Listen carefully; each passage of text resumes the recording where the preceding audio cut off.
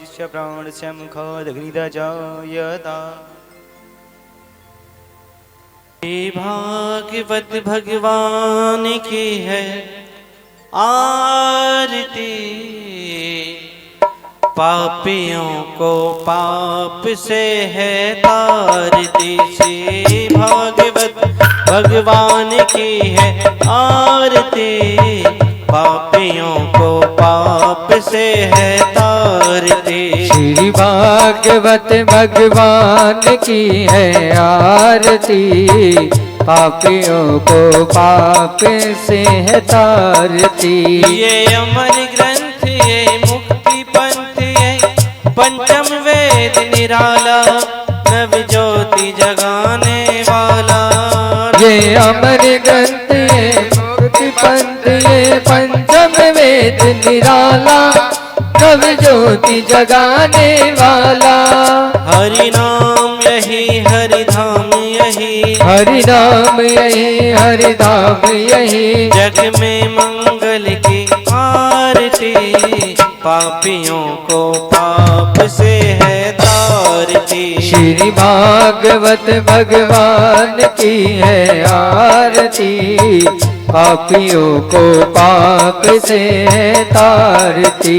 ये शांति गीत पावन पुनीत, पापों को मिटाने वाला, हरि दर्श कराने वाला। ये शांति गीत पावन पुनीत, पापों को मिटाने वाला, हरि दर्श कराने वाला। ये सुख करनी ये दुख हरनी, ये सुख करनी ये दुख हरनी, ये सुख करनी ये दुख हरनी, ये सुख करनी ये दुख हरनी। श्री मधुसूदन की आरती, पापियों को पाप से है तारती। श्री भागवत भगवान की है आरती, पापियों को पाप से है तारती। ये मधुर बोल जगबंद खोल, सन्मार्ग बताने वाला, बिगड़ी को बनाने वाला। ये मधुर बोल जगबंद खोल, सन्मार्ग दिखाने वाला, बिगड़ी को बनाने वाला। श्री राम यही घनश्याम यही, श्री राम यही घनश्याम यही, श्री राम यही घनश्याम यही, श्री राम यही घनश्याम यही। प्रभु की महिमा की आरती, पापियों को पाप से है तारती। श्री भागवत भगवान की है आरती, पापियों को पाप से है तारती। कर्पूर गौरम करुणावतारम, संसार सारम भुजगेंद्र हारम, सदा वसंतम हृदयारविंदे, भवं में भवामी सहितं गमामि। त्वमेव माता च पिता त्वमेव, त्वमेव बन्धु च सखा त्वमेव, त्वमेव विद्या च द्रविणं त्वमेव, त्वमेव सर्वं मम देवदेव। श्री भागवत भगवान की है आरती, पापियों को पाप से है तारती। श्री भागवत भगवान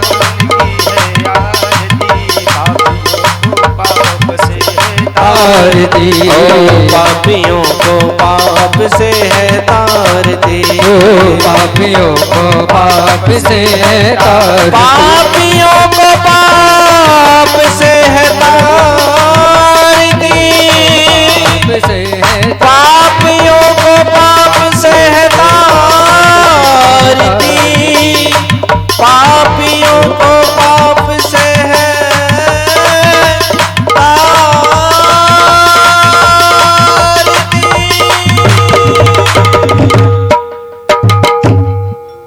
मया दत्त्वा गृहाण परमेश्वर सशक्तिकाय शौवान शमन मन महागणाधिपतये नमः। महामंत्र पुष्पांजलिं समर्पयामि। यहाँ छोड़ देंगे।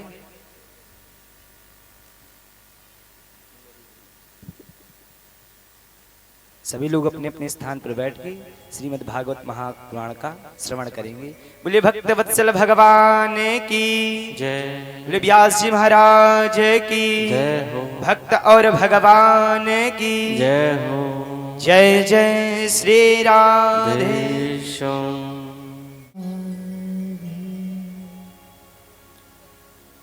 जय जय श्री राधे।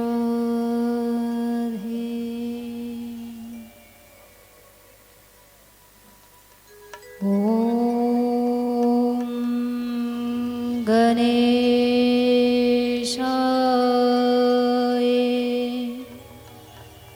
नमः। ओम गुरुभ्यो नमः। ओम भगवते वासुदेवाय नमः।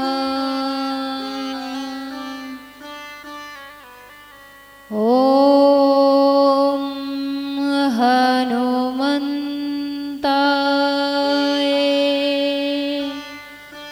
नमः।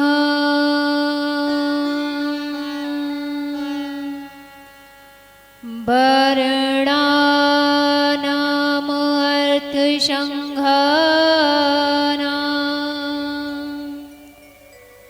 रसानां छन्दसामपि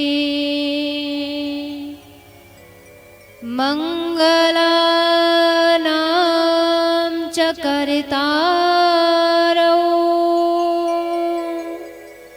वन्दे वाणी विनायकौ।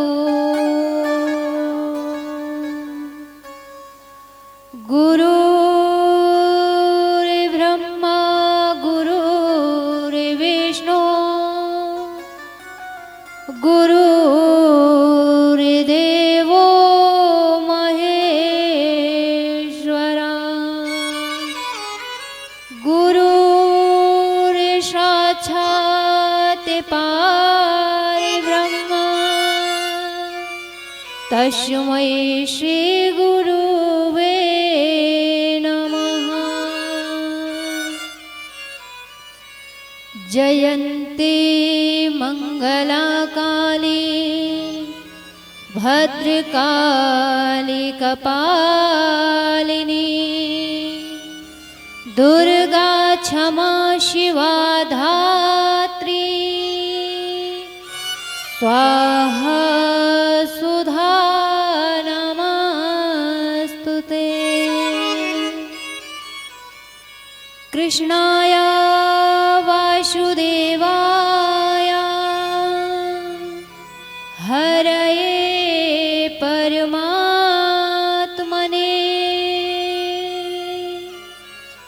प्रतः क्लेशनाशाय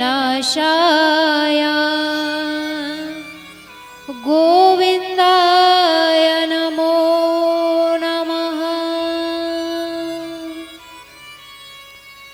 सच्चिदानन्दरूपाय विश्वोपत्यादिहेतवे तापत्रय विनाशाय श्रीकृष्णाय वयं नुमः। छविललितकमलाकोटिसं नवनीलयाम्बरधारिणी शशिवदनकञ्चविलोचनी शिरचन्द्रिका मृदुहासनी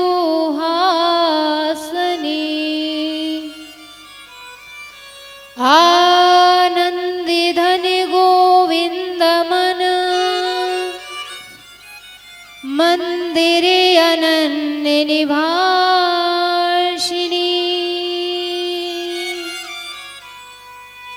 घनश्याम घनाहित चातिकी घनश्याम घनाहित मोरनी। बोलिए भक्त वत्सल भगवान की जय। कृष्ण कन्हैया लाल की, सतगुरुदेव भगवान की, अपने अपने मात पिता की, भागवत महापुराण की।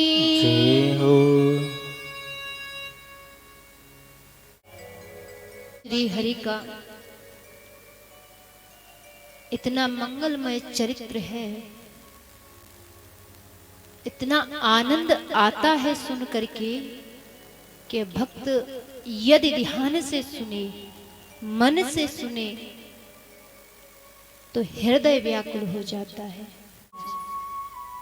ये उपाय केवल मन को स्थिर करने से, चित्त को स्थिर करने से, वाणी को पवित्र करने से, वाणी से भगवान श्री हरि का गुणगान करने से मन स्थिर होने लग जाता है।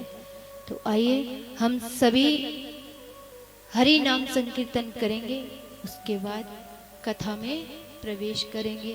बोलिए भक्त वत्सल भगवान की जय हो।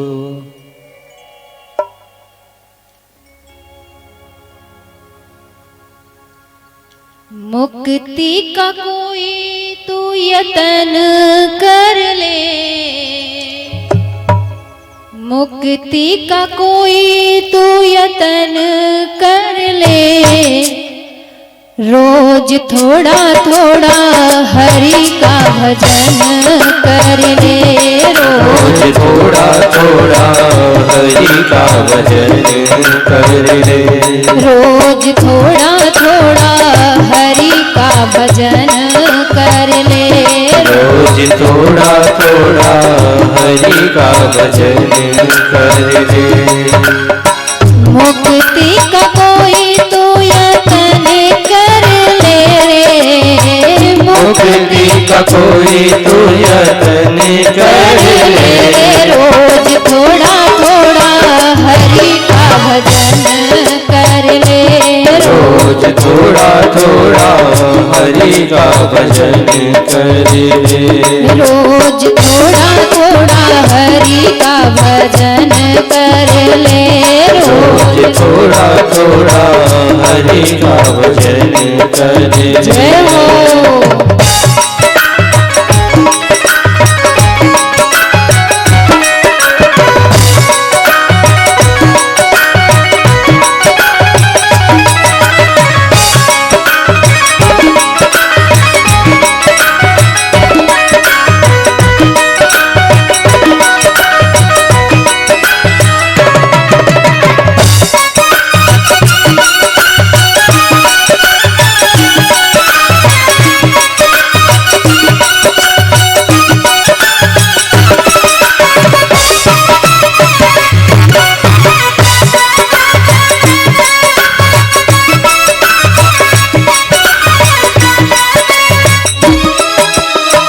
भक्ति करेगा बड़ाई सुख पाएगा, भक्ति करेगा तो बड़ा ही सुख पाएगा, भक्ति करेगा बड़ाई सुख पाएगा, भक्ति करेगा तो बड़ा ही सुख पाएगा, भक्ति से आत्मा का मैल छूट जाएगा, भक्ति से आत्मा का मैल छूट जाएगा, भक्ति से आत्मा का मैल छूट जाएगा, भक्ति से आत्मा का मैल छूट जाएगा, आत्मा के साप साप माने कर ले रे, रोज थोड़ा थोड़ा हरि का भजन कर ले, रोज थोड़ा थोड़ा हरि का भजन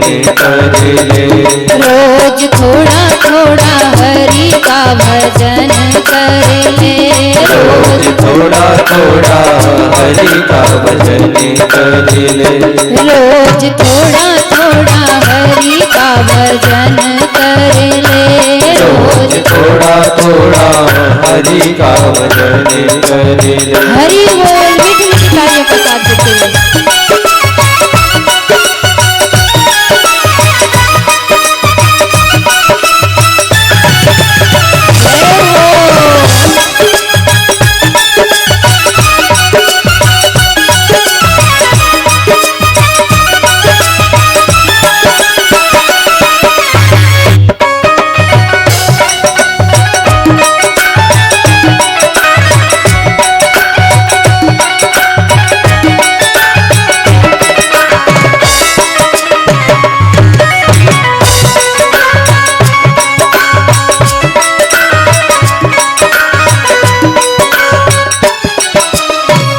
संगत करे अच्छे लोगों की। संगत करे अच्छे लोगों की। संगत करे अच्छे लोगों की। संगत करे अच्छे लोगों की। दवा मिल जाएगी सभी रोगों की। दवा मिल जाएगी सभी लोगों की। दवा मिल जाएगी सभी रोगों की। दवा मिल जाएगी सभी लोगों की। जिंदगी को अपनी चमन कर ले रे। रोज थोड़ा थोड़ा हरि का भजन कर ले। रोज थोड़ा थोड़ा हरि का भजन कर ले। रोज थोड़ा थोड़ा हरि का भजन कर ले। रोज थोड़ा थोड़ा हरि का भजन कर ले। मुक्ति का कोई तू यतन कर ले। मुक्ति का कोई तो यतन कर ले। रोज थोड़ा थोड़ा हरि का भजन कर ले। रोज थोड़ा थोड़ा हरि का भजन कर ले। रोज थोड़ा थोड़ा हरि का भजन कर ले। रोज थोड़ा थोड़ा हरि का भजन कर ले। रोज थोड़ा थोड़ा हरि का भजन कर ले। रोज थोड़ा थोड़ा हरि का भजन कर ले। रोज थोड़ा थोड़ा हरि का भजन कर ले। बोलिए भक्त वैश्य भगवान की, सतगुरुदेव भगवान की। हमें बड़ा आनंद आता है तो कथा करने का अलग ही अनुभव होता है। अच्छा आप बताइए, कल आप सभी आए कथा श्रवण की, कथा का विराम कहाँ हुआ? कथा विराम कहाँ की गई थी बताओ?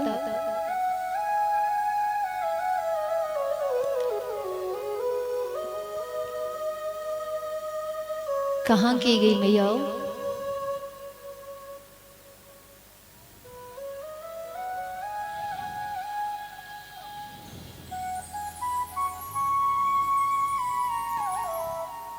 आदि कथा में भाग गई प्रमाण है। इन्होंने यहाँ तक ही कथा सुनी, इसीलिए वहां तक ही मालूम है।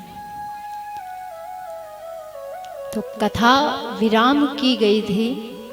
राजा परीक्षित को श्राप लगा कि 7 दिन में तुम्हारी मृत्यु निश्चित है, मृत्यु का उपाय कर लीजिए। राजा परीक्षित ने सारे राज्य का त्याग करके पतित पावन गंगा के किनारे आकर के बैठ गए। मन में विचार है कि आज के 7वें दिन तो मेरी मृत्यु होनी ही है। और ये राजा परीक्षित के लिए नहीं है, 7 दिन के अंदर हम सभी की मृत्यु आएगी, कभी भी आ जाए। राजा परीक्षित का विचार है कि मेरी मृत्यु निश्चित है, इसे कोई टाल नहीं सकता। जब बड़े बड़े ऋषियों को पता चला, सभी ऋषि उनसे मिलने के लिए आते हैं। लेकिन कोई समाधान नहीं हो पाता है, कोई नहीं ये उपाय नहीं कर पा रहा है कि राजा परीक्षित को मुक्ति कैसे प्रदान की जाए। तो हमारे भगवान श्री कृष्ण के परम लाडले भक्त श्री सुखदेव मुनि महाराज की समाधि खुलती है, समाधि टूटी। उनका मन कहता है कि चलो राजा परीक्षित के पास। राजा परीक्षित की सभा में आए, दृष्टि घुमा करके जैसे ही देखा तो वहां पर श्री सुखदेव मुनि महाराज के पिता श्री भी विराजमान हैं, भृंगु बाबा हैं, वशिष्ठ जी हैं, दुर्वासा ऋषि हैं, ऐसे बड़े बड़े संत पधारे हैं। और जब संतों ने देखा सुखदेव जी को तो कहा, राजा परीक्षित समझ लो तुम्हारी मुक्ति हो गई। राजा परीक्षित से कहा कि सुखदेव मुनि आ रहे हैं, इनसे अपनी मुक्ति का उपाय पूछ लीजिए। सभा में आए, जैसे ही राजा परीक्षित ने उनका तिलक इत्यादि किया, पूजन किया, पूजन करने के बाद उन्हें आसन दे दिया, आसन दिया, तुरंत उनके चरणों में बैठ गए कि हे प्रभु, कि जल्दी मरने वाले व्यक्ति को क्या करना चाहिए, इसका उपाय बताइए।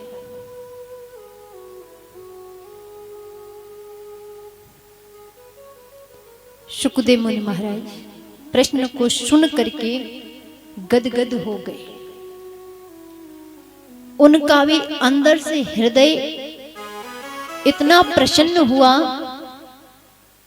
और राजा परीक्षित से कहने लगे कि ये बताओ परीक्षित कि आपने ये प्रश्न केवल अपने लिए किया है या फिर जन कल्याण के लिए किया है। तब राजन परीक्षित ने कहा कि ये मेरा ही सवाल नहीं है, पूरे जन कल्याण के लिए सवाल है।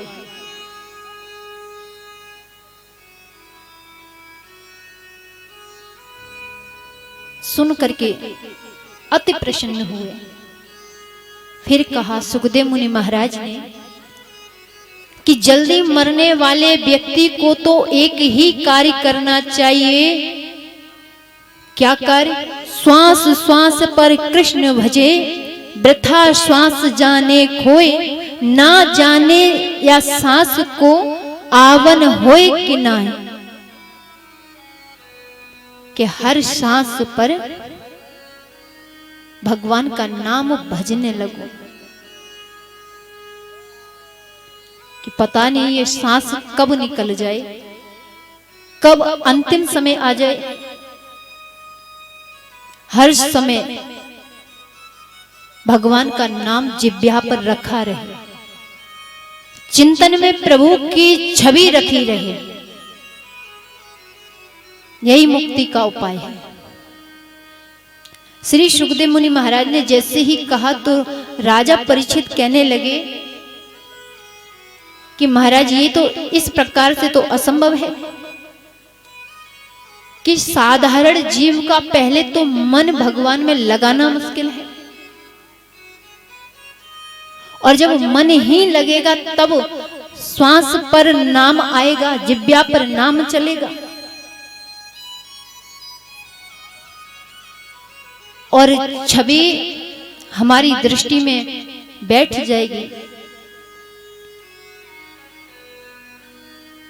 अरे भगवान, ये मन तो बड़ा चंचल है। और तो और अर्जुन ने भी गीता में भगवान श्री कृष्ण से भी कहा था कि मन को बांधना बड़ा कठिन है। इतना कठिन है क्योंकि ये इतनी तेजी से चलता है, इसके इतना तेज चलता है कि संसार में ऐसी कोई वस्तु नहीं है मन के सिवाय।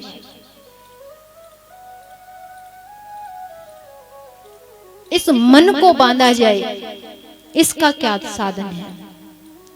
श्री सुखदेव मुनि महाराज ने कहा, यदि मन को वश में करना है तो महाराज 4 चीजों को ध्यान में रखना होगा। चार चीजें कौन कौन सी हैं? तो श्री सुखदेव मुनि महाराज कहते हैं, जितासनो जित श्वासो जित संगो जितेन्द्रियः स्थूले भगवतो रूपे मनः संधर्ये दधिया। कि ये चार चीजों को ध्यान में रखें। ये चार चीज, पहला कि आसन को जीतना सीखें। एक ही आसन पे घंटों घंटों बैठने की आदत डालें। दूसरी बात, ब्रह्म मुहूर्त में जागने का प्रयास करें। ब्रह्म मुहूर्त में जागने का प्रयास करें। सुबह जल्दी जगना चाहिए और सुबह जल्दी जग करके स्नान इत्यादि कर लेना चाहिए। तो राजा यहां पर पूछते हैं कि सुबह इतनी जल्दी जग करके स्नान करने का क्या मतलब है? श्री सुखदेव मुनि महाराज कहने लगे कि हे राजन, यदि ब्रह्म मुहूर्त में स्नान किए जाते हैं, इनके तीन लाभ हैं और तीन तरह का स्नान भी होता है। और तीन तरह का स्नान कौन कौन सा है?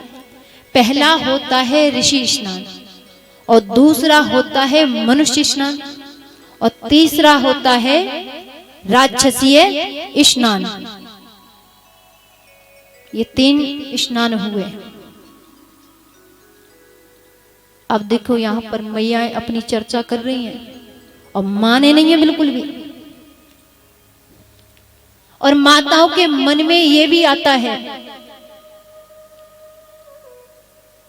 कि बहन जी ने तो ये शब्द बताए हैं, लेकिन वैसे तो कहते हैं तीन स्नान अलग होते हैं।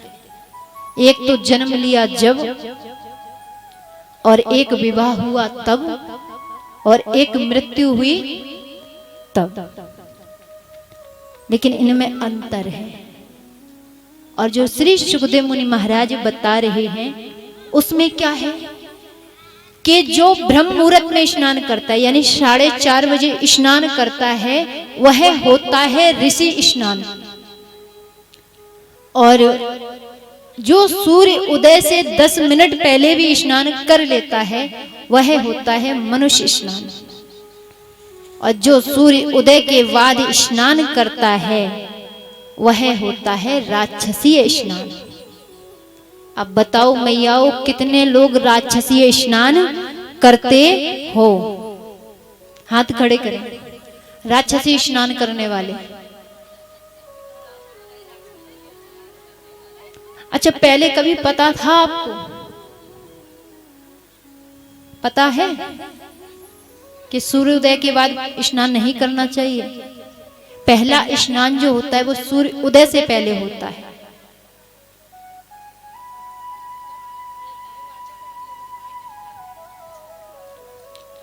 तो आज से सभी माताएं ध्यान दें कि सूर्य उदय से पहले पहले स्नान कर लेना चाहिए। और निवाद में तो चाहे तुम 6 बाल्टियों से नहा लो, जब भी राक्षसी स्नान ही माना जाएगा।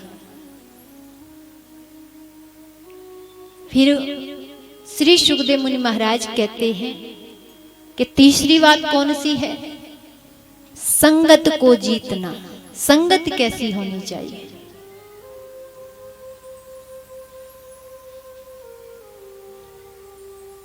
बड़ा गजब डारे, इन दोनों को अलग करो जाने का।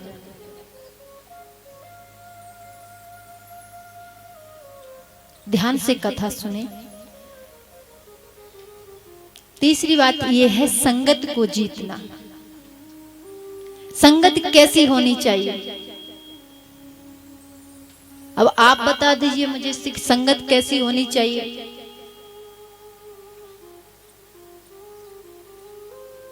अब जैसी माताओं के साथ बैठोगे वैसा असर तो आना ही है। बच्चों को जैसी संगत में रखोगे बच्चे को वैसा असर आना ही है। और एक बात और है, अच्छी संगत में रहोगे तो अच्छे गुण आएंगे, बुरी संगत में रहोगे तो बुरे गुण आएंगे। लेकिन बुरे आदमी में जो बुराई है उससे जल्दी पकड़ते हैं उसके अंदर जो अच्छाई होती है ना, उसे नहीं पकड़ते। तो श्री सुखदेव मुनि महाराज कहते हैं कि राजन, हमेशा सत्संगी संतों के साथ रहना चाहिए,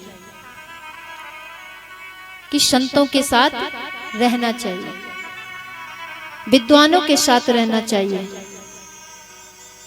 यदि संतों और विद्वानों के साथ नहीं रहोगे तो हमारा जीवन जो है बिगड़ जाएगा। संगत में हमें बुरा असर पड़ेगा, बुरी बातें हमेशा ध्यान में आएंगी, तो मन जो है वो भजन में नहीं लगेगा। अच्छा, यहाँ पर इतनी मैयाएं बैठी हैं, भजन में मन लगता है? काय को झूठे से मुड़ी हलावा,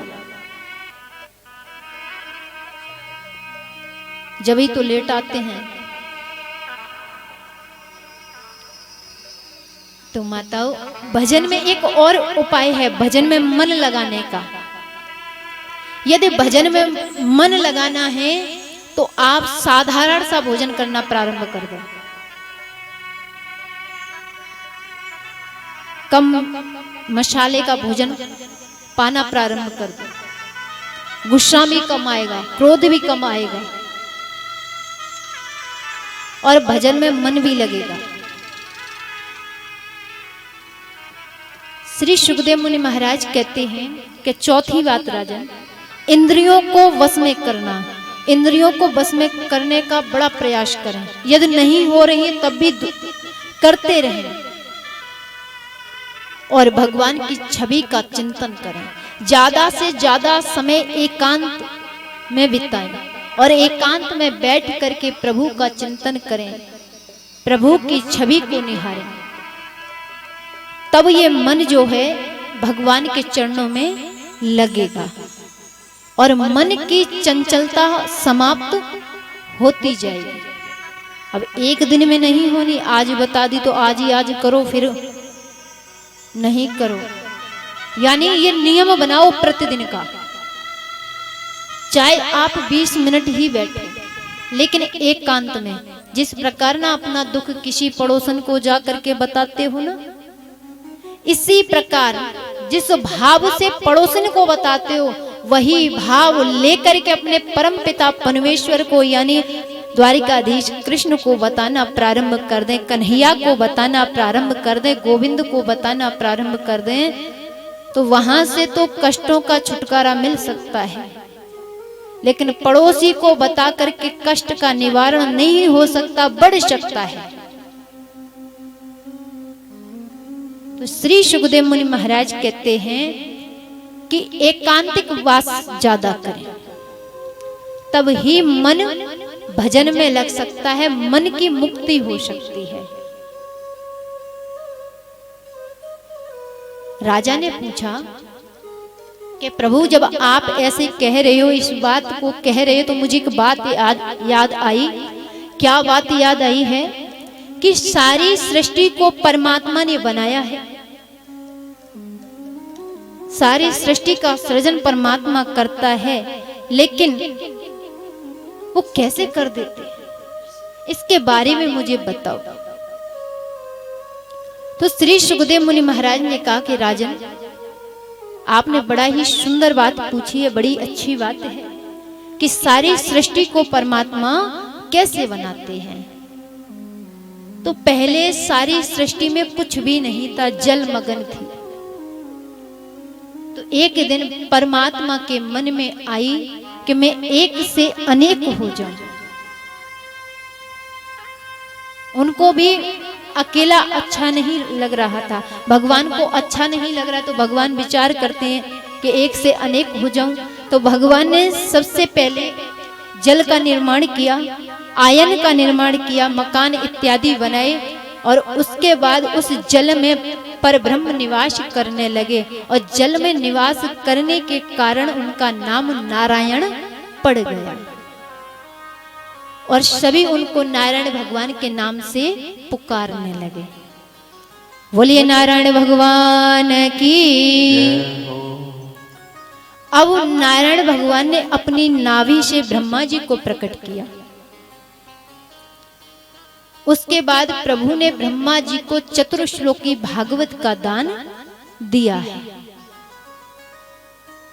और ब्रह्मा जी से कहा कि आप सृष्टि का सृजन करें। तो ब्रह्मा जी ने अपने ही स्वरूप से सतरूपा और स्वयं मनु का निरूपण किया और उनसे कहा कि आप जाकर के अब आगे सृष्टि रचाएं। राजा परीक्षित ने पूछा, प्रभु कि परमात्मा ने इस प्रकार सृष्टि रची? तो श्री सुत गोस्वामी महाराज कहते हैं कि जिस प्रकार से मैंने अपने पिता के द्वारा सुना है उसी प्रकार से मैं भी आपको बता रहा हूं। परमात्मा तो ऐसे ही सृष्टि का सृजन करता है। राजा ने पूछा, जब सृष्टि का सृजन किया है तो भगवान ने जाति भी बनाई है, भगवान जाति को मानता है क्या कि ऊंची जाति है या नीची जाति में है? तो श्री सुखदेव मुनि महाराज कहते हैं कि परमात्मा की तरफ से, उस जगत जगदीश्वर की तरफ से कोई जाति नहीं। ये तो मनुष्य ने पृथ्वी लोक पर आकर के बनाई है। लेकिन यहां पर श्री सुखदेव जी कहते हैं कि आप जाति की बात करते हैं तो मुझे एक कथा याद आई और बड़ी सुंदर कथा है। सुखदेव मुनि महाराज कहते हैं कि आपने विदुर जी का प्रसंग सुना है? राजा परीक्षित कहते हैं इतना तो नहीं मालूम। यदि आपको ये कथा सुनाने की ज्यादा अभिलाषा या ज्यादा अच्छी है और इसमें यदि मेरे लिए कुछ है तो आप सुना दो।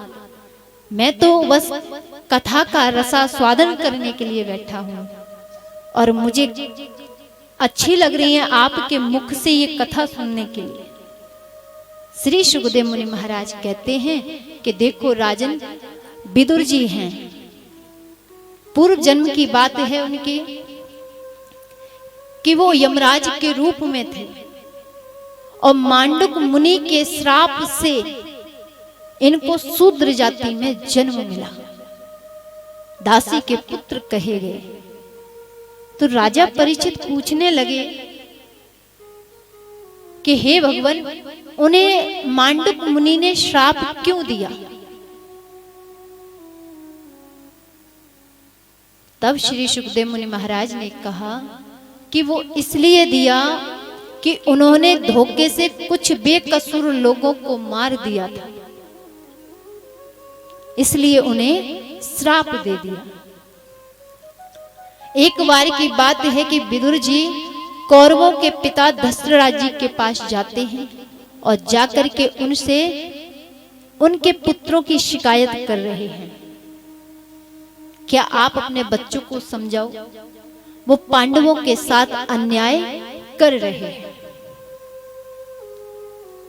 ये सारी बातें विदुर जी दुर्योधन के पिता से कह ही रहे थे कि इतने में दुर्योधन का आगमन हो जाता है। जैसे ही दुर्योधन का आगमन हुआ, दुर्योधन ने सुना कि मेरी ही बातें कर रहे हैं और मेरी ही बुराई मेरे पिताश्री से कर रहे हैं, क्रोध आ गया और क्रोध में आकर के दुर्योधन ने विदुर जी से कहा, अरे विदुर, मेरे वजह से तुम्हें मंत्री पद मिला और मेरे ही प्रति मेरे पिता से बुराई कर रहे हो, निकल जाओ अभी इसी समय। विदुर काका को दुर्योधन के शब्द अच्छे नहीं लगते, वो उसी समय मंत्री पद का त्याग कर देते हैं और मंत्री पद का त्याग करके अपनी पत्नी को साथ लेकर के वन की ओर चले गए और वन में जाकर के एक पड़कुटी बनाई और उसमें विदुर जी रहने लगे। जब विदुर काका वहां रहने लगे वन में, तो एक दिन की बात है कि विदुर जी को पता लगा कि द्वारिकाधीश कृष्ण जो है वो हस्तिनापुर में आ रहे हैं, वो भी शांति दूत बन करके। विदुर जी की आनंद की सीमा ना रही, वो दौड़े दौड़े विदुरानी के पास आते हैं और विदुरानी से आकर के कहा, हे देवी आपको कुछ पतो है? विदुरानी कहती है, बताइए स्वामी क्या बात है? कि आज तो हमारा द्वारिकाधीश कृष्ण आ रहा है। विदुरानी ने सुना तो विदुरानी बड़ी मगन होने लगी कि द्वारिकाधीश कृष्ण आ रहे हैं। हृदय फूला नहीं समा रहा, इतनी खुशी है द्वारिकाधीश कृष्ण की आने की। दुर्योधन ने तोरण द्वार सजाए कन्हैया के आगमन की खुशी में, लाखों नर नारी सेवा के लिए खड़े कर दिए कि कन्हैया आ रहा है स्वागत करने के लिए। जैसे ही भगवान हस्तिनापुर में प्रवेश किए और चारों ओर दृष्टि घुमा करके देख रहे हैं, लाखों नर नारी आरती उतार रहे हैं, कोई पुष्पों की वर्षा कर रहा है, कोई स्वागत में लगा हुआ है। लेकिन भगवान चारों ओर दृष्टि डाल करके देख रहे हैं कि मेरे काका इस भीड़ में कहां खड़े हैं। दृष्टि घुमा करके जब चारों ओर देख रहे थे तो एकदम द्वारिकाधीश की दृष्टि जो है वो काका के ऊपर पड़ती है। जैसे ही काका के ऊपर दृष्टि पड़ी, विदुर जी के ऊपर दृष्टि पड़ी, तो विदुर जी की भी दृष्टि भगवान के ऊपर पड़ जाती है। जैसे ही दोनों के नेत्र मिले तो आनंद की सीमा ना रही, भक्त भगवान के नेत्र मिल गए और ऐसा लगा विदुर जी को कि द्वारिकाधीश कृष्ण ने मुझसे कुछ कहा है। इधर दुर्योधन ने भगवान के आगमन में बड़ी सेवा लगाई है और जैसे ही महलों के पास पहुंचे, दुर्योधन दौड़ करके आया स्वागत करने के लिए द्वारिकाधीश का। ले जाकर के भगवान को सुंदर सा सिंहासन पर बैठा दिया। जैसे ही सुंदर से सिंहासन पर बैठाया और बड़े प्रेम पूर्वक बैठ जाते हैं।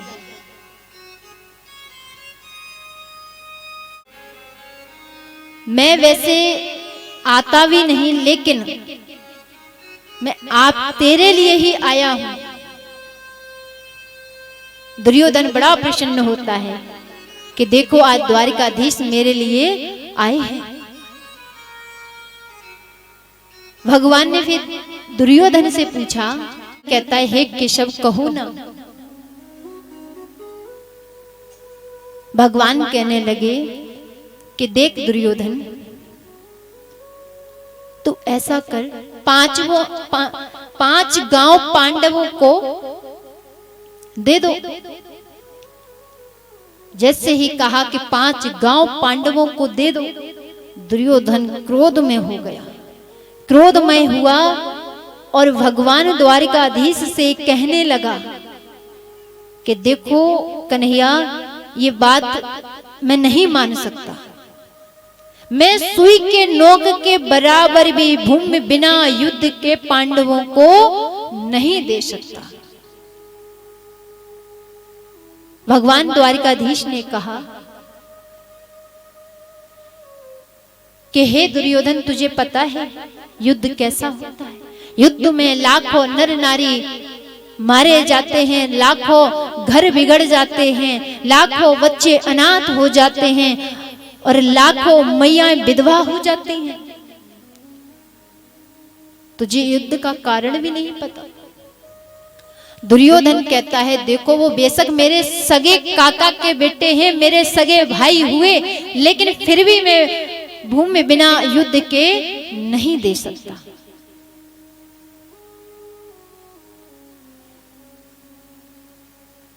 क्रोध करने लगा। इधर दुर्योधन के पिता ने देखा कि ये क्रोध करके और द्वारिकाधीश कृष्ण से वार्तालाप कर रहा है।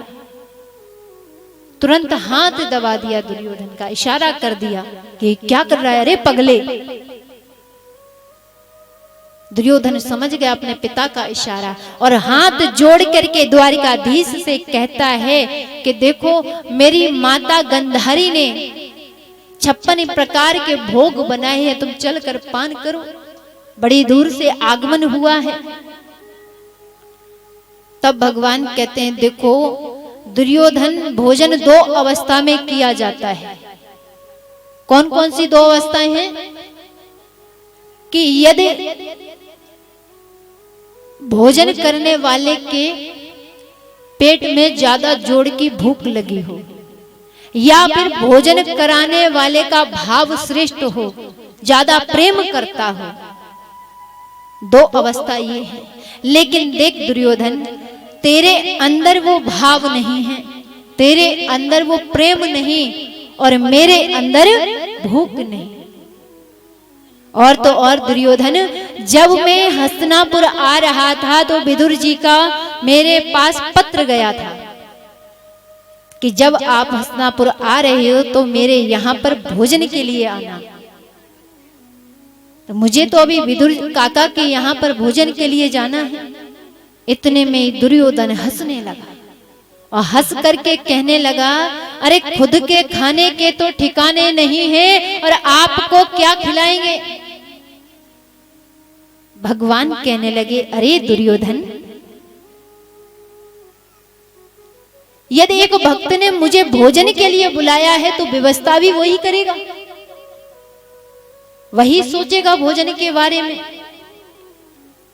लेकिन मुझे मेरे भक्त ने, मुझे मेरे काका ने बुलाया है तो मैं अवश्य ही जाऊंगा। दुर्योधन कहता है, मैं भी तो देखूं कि आपको क्या खिलाते हैं। भगवान इतना कह करके विदुर जी के घर की वन की ओर चल दिए।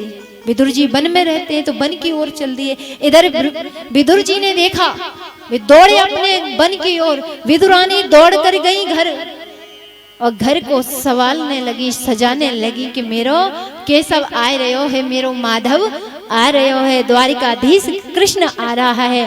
और घर को संभाल रही है और अश्रु बहते जा रहे हैं कि मेरा कृष्ण आ रहा है। हृदय उन्हीं का प्रसन्न होता है जो भगवान से अति प्रेम करते हो। हृदय उन्हीं का रोता है जो भगवान से प्रेम करते हो।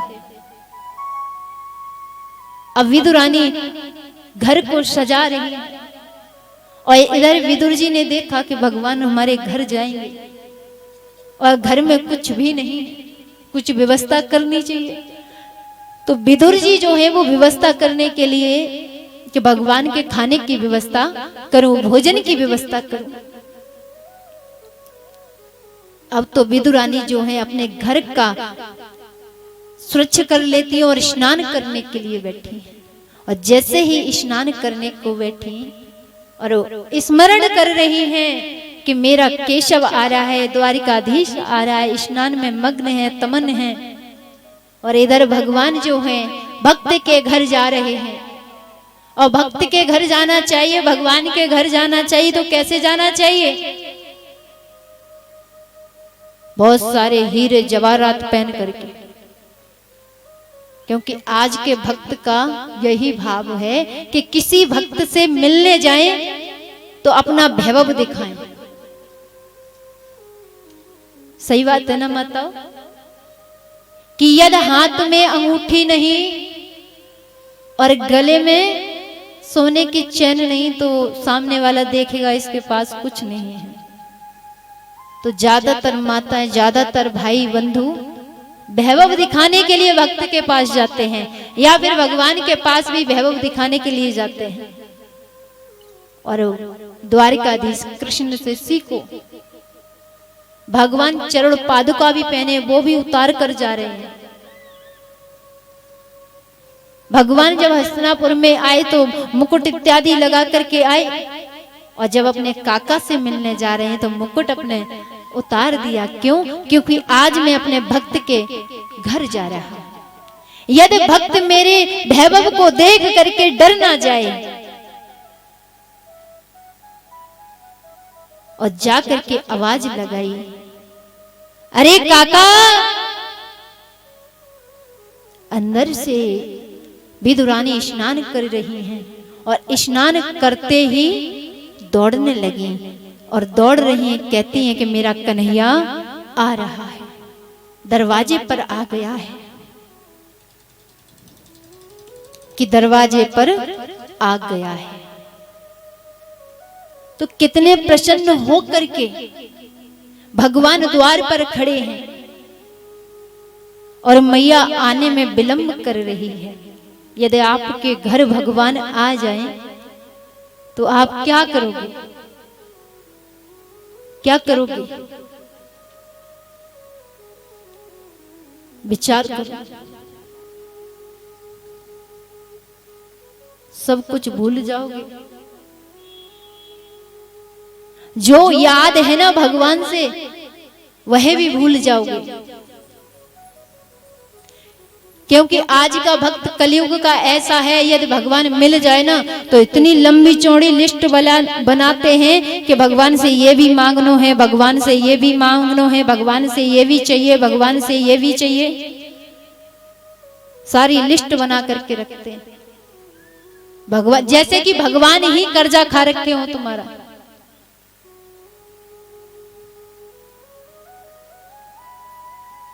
यही भक्तों का भाव है पहले। लेकिन मैं तो कहती हूं विदुरानी से सीखो,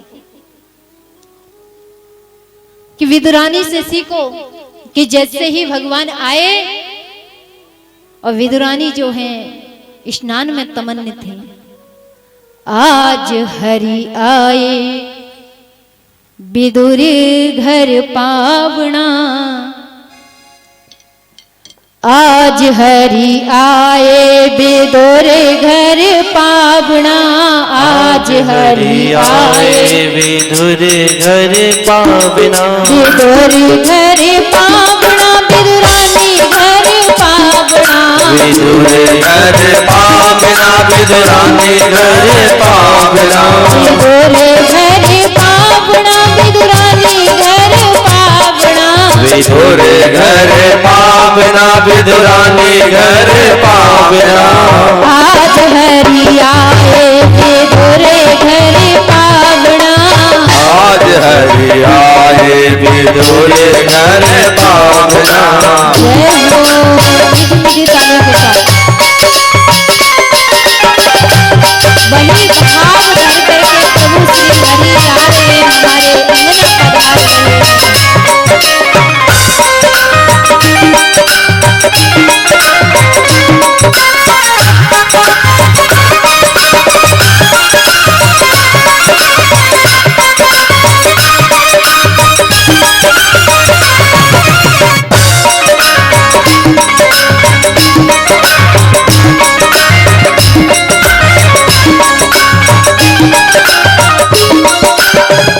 नहीं घर में विदुरानी, विदुर नहीं घर में विदुरानी, विदुर नहीं घर में विदुरानी, विदुर नहीं घर में विदुरानी, आवत देखत सारंग पाणी, आवत देखत सारंग पाणी, आवत देखत सारंग पाणी, आवत देखत सारंग पाणी, खुली देह नहीं आवे चिंता, खुली देह नहीं आवे चिंता, खुली देह नहीं आवे चिंता, खुली देह नहीं आवे चिंता, भोजन कहाँ जिमावना, आज हरि आए विदुर घर पावना, आज हरि आए विदुर घर पावना, विदुर घर पावना, विदुरानी घर पावना, विदुर घर पावना, विदुरानी घर पावना, आज हरि आए विदुर घर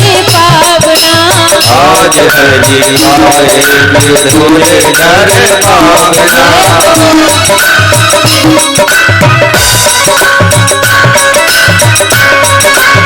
मीठी मीठी तालियों का साथ पूरे पूरे।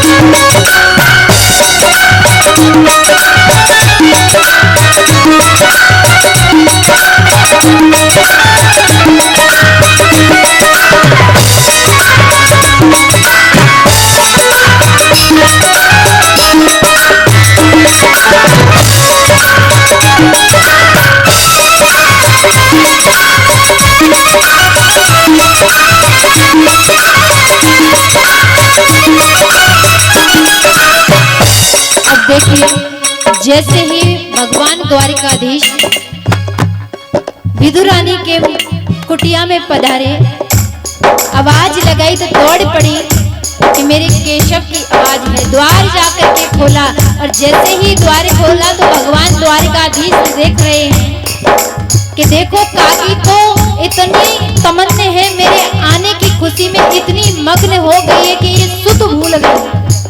कैसी सुध भूली है कि स्नान करते ही दौड़ पड़ी, गीले वस्त्रों में ही दौड़ पड़ी, भगवान का स्वागत कर रही है, भगवान को निहार रही है। और काफी देर हो गई निहारते निहारते तो भगवान ने देखा कि मैया तो अंदर आने की भी नहीं कह रही है। तब भगवान ने अपना पटका लिया और विदुर रानी के ऊपर फेंका, और जैसे ही फेंका तो थोड़ा ध्यान भंग हुआ।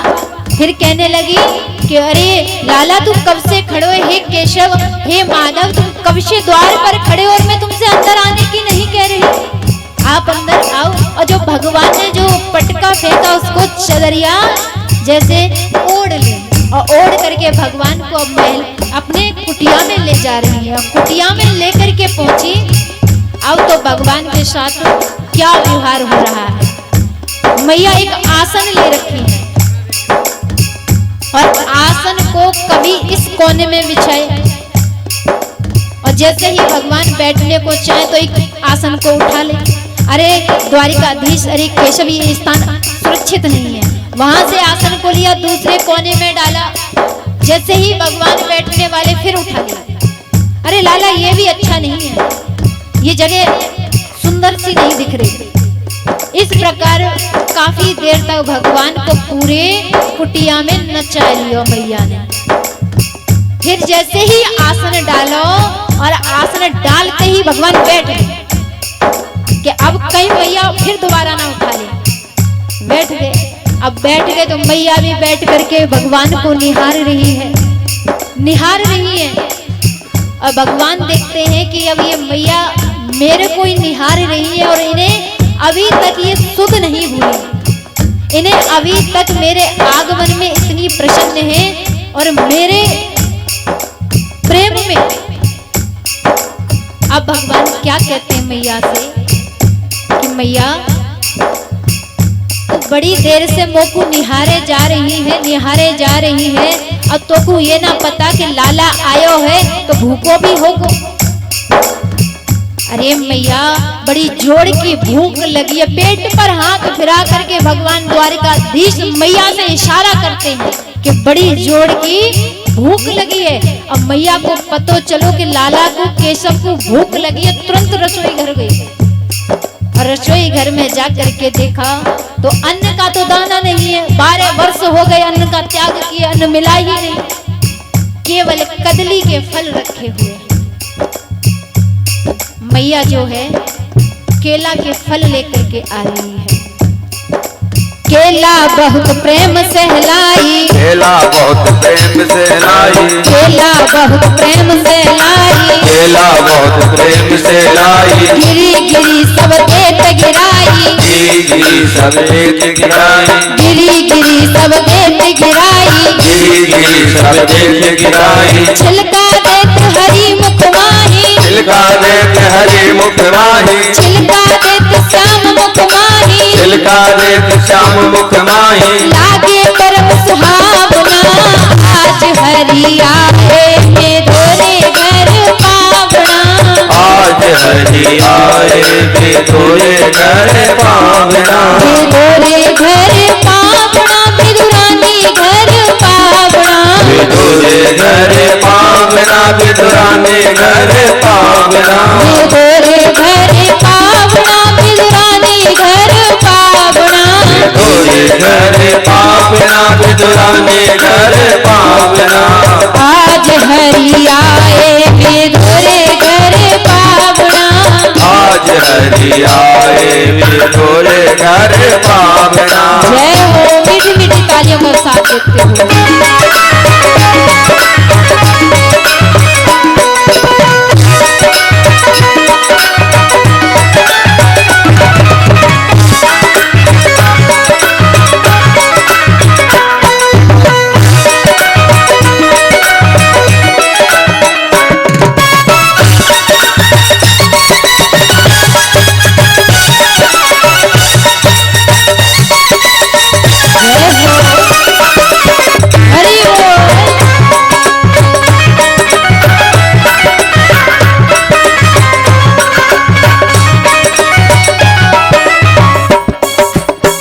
देखिए मैया जो है भगवान के आने की खुशी में इतनी प्रसन्न है, मैया को ये पता नहीं चल रहा कि मैं कहाँ कर रही हूँ।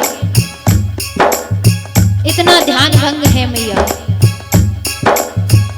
जो केला होता है उसकी गिरी जो होती है वह भगवान को खिलाई जाती है, हम सभी भी खाते हैं, लेकिन मैया उल्टा कर रही है। छिलका तो छील छील के भगवान को खिला रही हैं और जो गिरी है वो फेंकती जा रही है। इतनी मग्न है भगवान के आने के लिए कि भगवान मेरे घर आए हैं, इतनी प्रसन्न है। अब इतने में ही विदुर जी का आना होता है। विदुर जी आए तो देखा श्याम सुंदर भगवान द्वारिकाधीश आज विदुर जी की कुटिया में बैठे हुए हैं। और विदुर जी भगवान को बैठा देख करके और जैसे ही उनकी दृष्टि भोजन पर गई कि ये देवी क्या खिला रही है, गई तो फिर एकदम व्याकुल हो गई। इतने में विदुर जी आए, इतने में विदुर जी आए, इतने में विदुर जी आए, इतने में विदुर जी आए। थोड़े खाटे वचन सुनाए, थोड़े खाटे भजन सुनाए, थोड़े खाटे वचन सुनाए, थोड़े खाटे भजन सुनाए। छिलका देत श्याम मुख माही, छिलकारे के श्याम मुख माही, छिलका देत हरि मुख माही, छिलकारे के हरि मुख माही। कहाँ गमाई भावना आज हरि आए विदुर घर पावना, आज हरि आए विदुर घर पावना, विदुर घर पावना, विदुरानी घर पावना, विदुर घर पावना, विदुरानी घर पावना, विदुर घर पावना, विदुरानी घर पावना, विदुर घर पावना, विदुरानी घर पावना। आज हरि आए विदुर घर पावना, आज हरि आए विदुर घर पावना। जय हो।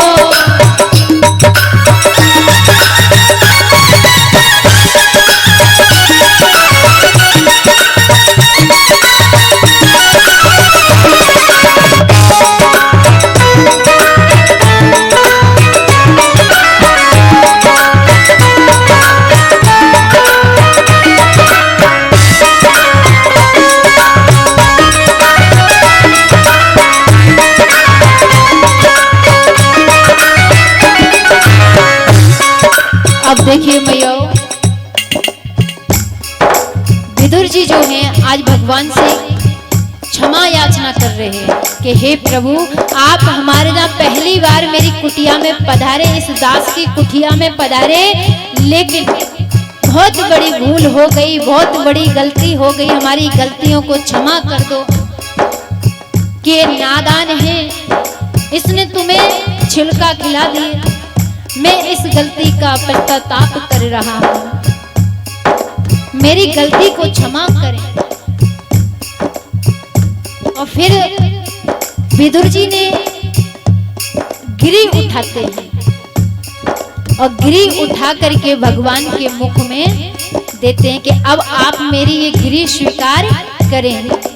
केला नीन विदुर हत माही, केला नीन विदुर हत माही, केला नीन विदुर हत माही, केला नीन विदुर हत माही। गिरी देख गिरधर मुख माही, गिरि देख गिरधर मुख माही, गिरी देख गिरधर मुख माही, गिरि देख गिरधर मुख माही। कहे कन्हैया सुनो विदुर जी, कहे कन्हैया सुनो विदुर जी, कहे कन्हैया सुनो विदुर जी, कहे कन्हैया सुनो विदुर जी। वो स्वाद नहीं आवना आज हरि आए विदुर घर पावना, आज हरि आए विदुर घर पावना, विदुर घर पावना, विदुरानी घर पावना, विदुर घर पावना, विदुरानी घर पावना, विदुर घर पावना, विदुरानी घर पावना, विदुर घर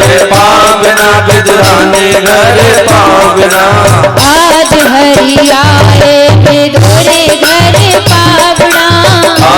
हरि आए विदुर घर पावना आज हरि आए विदुर घर पावना आज हरि आए विदुर घर पावना आज हरि आए विदुर घर पावना आज हरि आए विदुर घर पावना आज हरि आए विदुर घर पावना आज हरि आए विदुर घर पावना आज हरि आए विदुर घर पावना। बोलिए भक्त वत्सल भगवान की जय हो श्याम सुंदर भगवान की जय हो भक्त वत्सल भगवान की। जय हो। इस प्रकार विदुर जी के यहाँ पर भगवान द्वारिकाधीश पहुंचे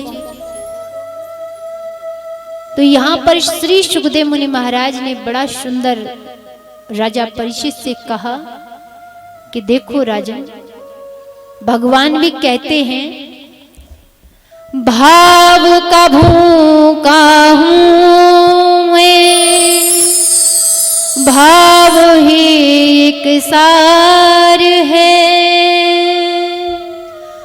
भाव से भजता मुझे भविष्य बेड़ा पार है।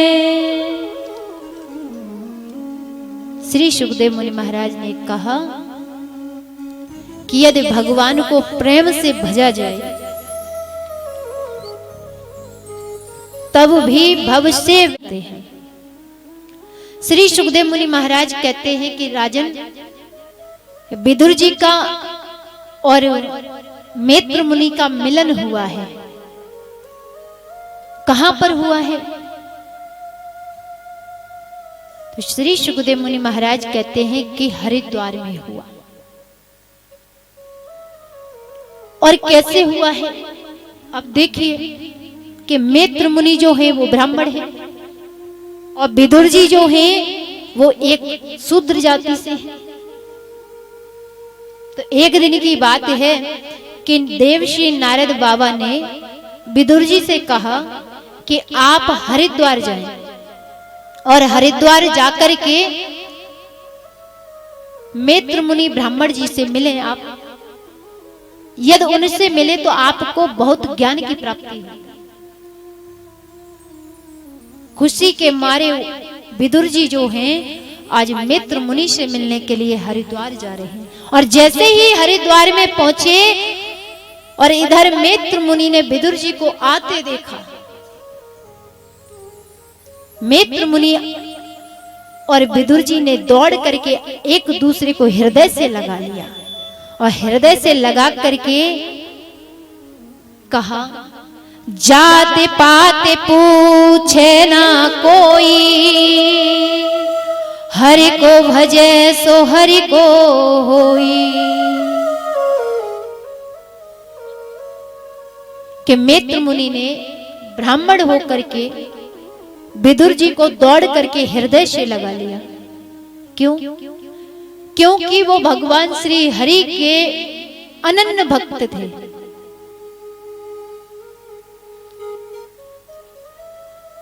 इसलिए विदुर जी ने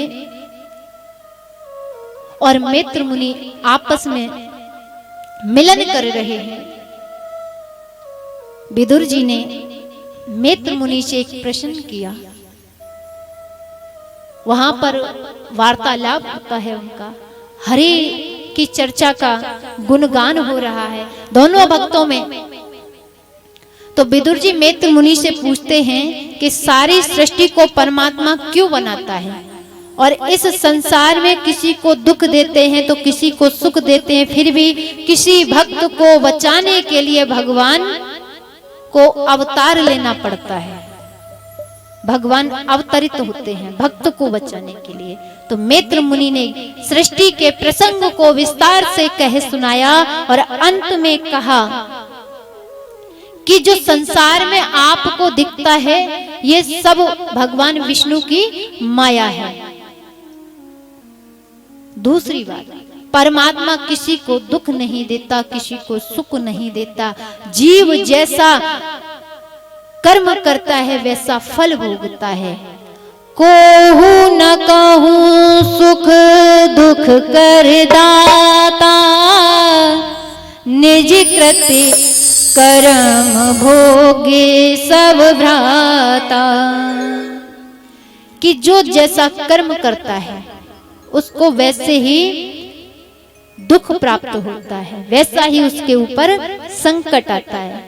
तीसरी बात, फिर किसी भक्त को बचाने के लिए, व्यक्ति को बचाने के लिए भगवान अवतार क्यों लेते हैं? तो मैत्र मुनि महाराज विदुर जी से कहते हैं कि देखो महाराज, जो शास्त्र के अनुकूल चलता है, वेदों के अनुकूल चलता है, धर्म के अनुकूल चलता है, यदि उसके जीवन में कोई कष्ट आता है तो महाराज भगवान अवतार लेकर के आते हैं। मैत्र मुनि कहते हैं कि अवतारों में भगवान ने बरहा रूप धारण किया। इसका भी एक विचित्र कारण है। कैसा कारण है? कश्यप महाराज की 13 पत्नियां हैं और 13 पत्नियों में दिति मैया सबसे बड़ी हैं।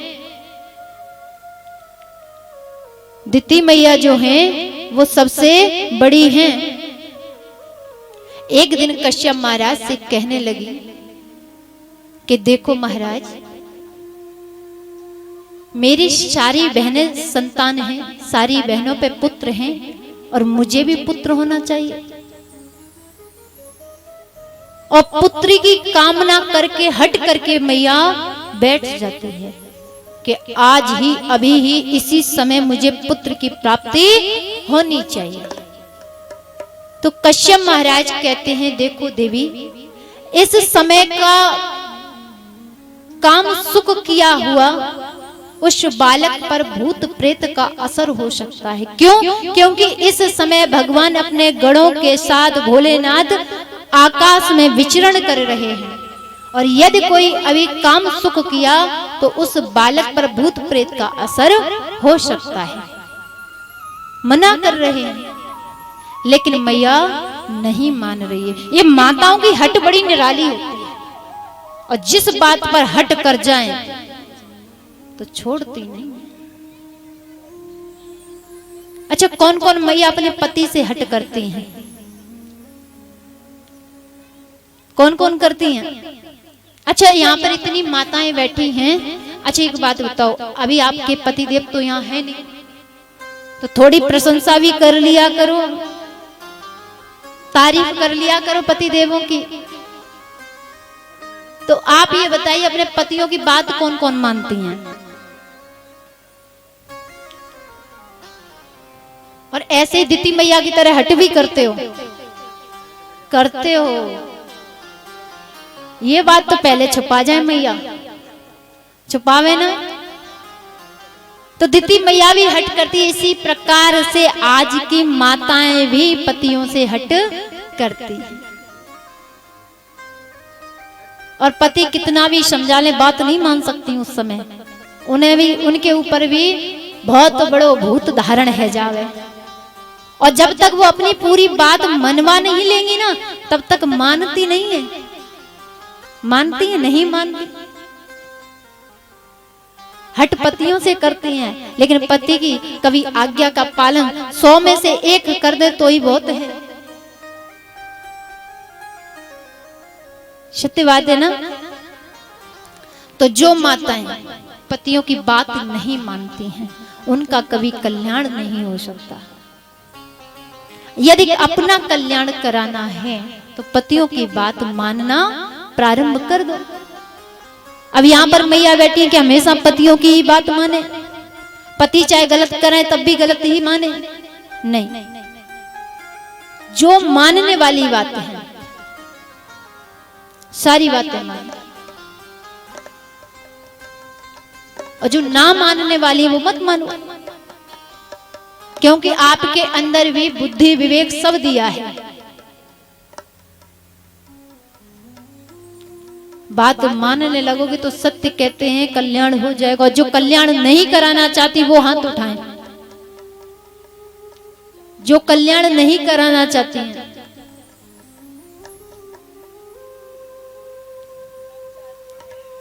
डर जावे। आइए तो सभी माताएं कल्याण कराना चाहती हैं ना।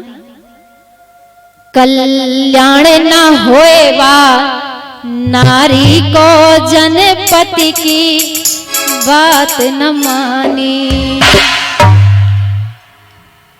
कल्याण न होएवा नारी को जनपति की बात न मानी। कल्याण न होएवा नारी को जनपति की बात न मानी।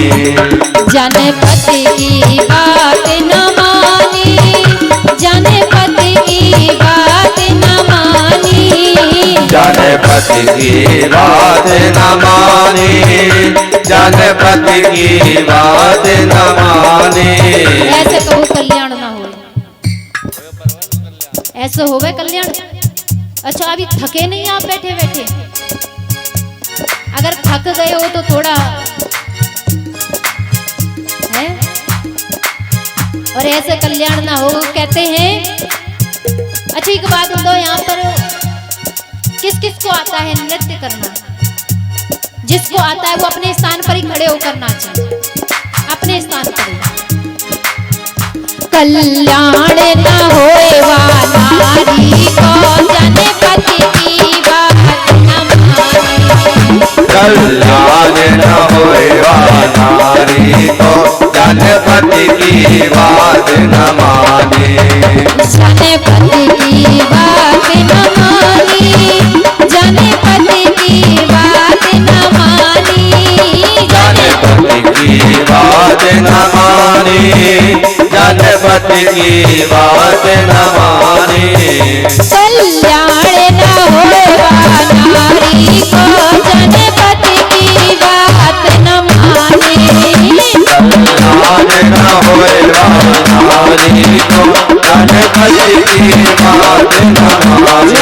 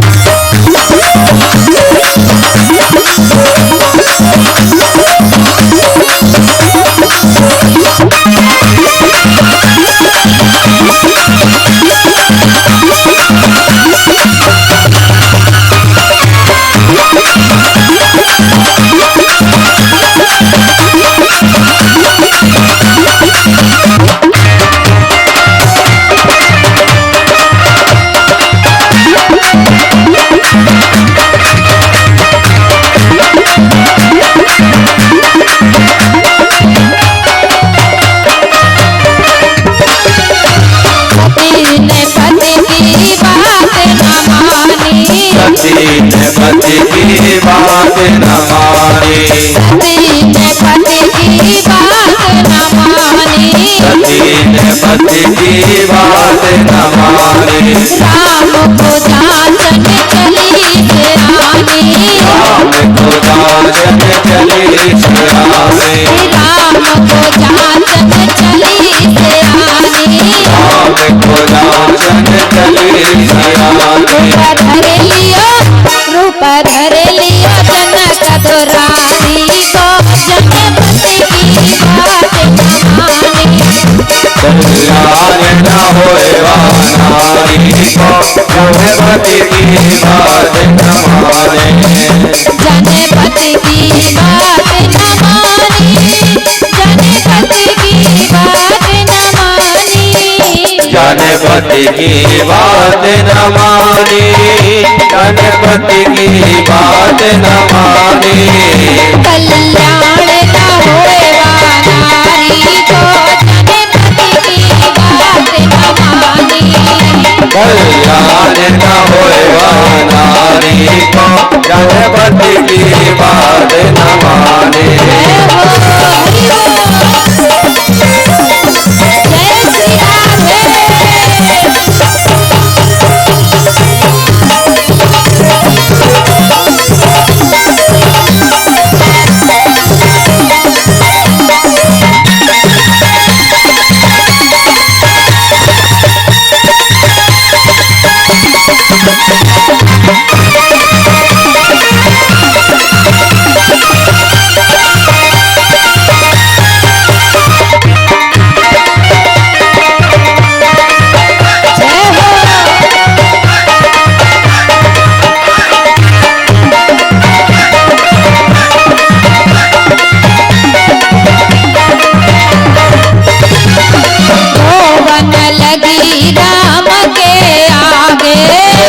रोने लगी राम के आगे, रोने लगी राम के आगे, रोने लगी राम के आगे, रोने लगी राम के आगे, रोने लगी राम के आगे। प्रभु पहचान कहने यूं लागे, प्रभु पहचान कहने यूं लागे, प्रभु पहचान कहने यूं लागे, प्रभु पहचान कहने यूं लागे। कहाँ छोड़ो कहाँ छोड़ो है त्रिपुरारी को, गणपति की बात न मानी, कल्याण न होएगा नारी को, गणपति की बात न माने, गणपति की बात न मानी, गणपति की बात न मानी, गणपति की बात न मानी, गणपति की बात न मानी। कल्याण न होएगा नारी को, गणपति की बात न मानी, कल्याण न होएगा नारी को, गणपति की बात न मानी।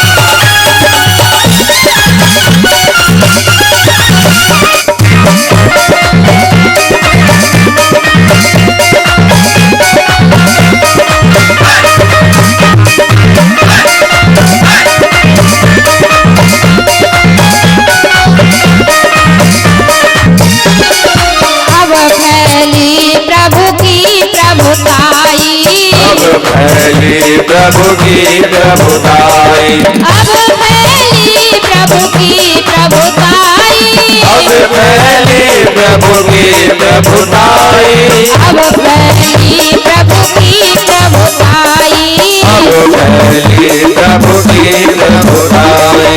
सीता संग में दोनों भाई, सीता संग में दोनों भाई, सीता संग में दोनों भाई, सीता संग में दोनों भाई। सती जानी सती जानी राम रघुराई, तो जनपति की बात न मानी, कल्याण न होगा नारी को, गणपति की बात न मानी, जनपति की बात न मानी, जनपति की बात न मानी, गणपति की बात न मानी, गणपति की बात न मानी।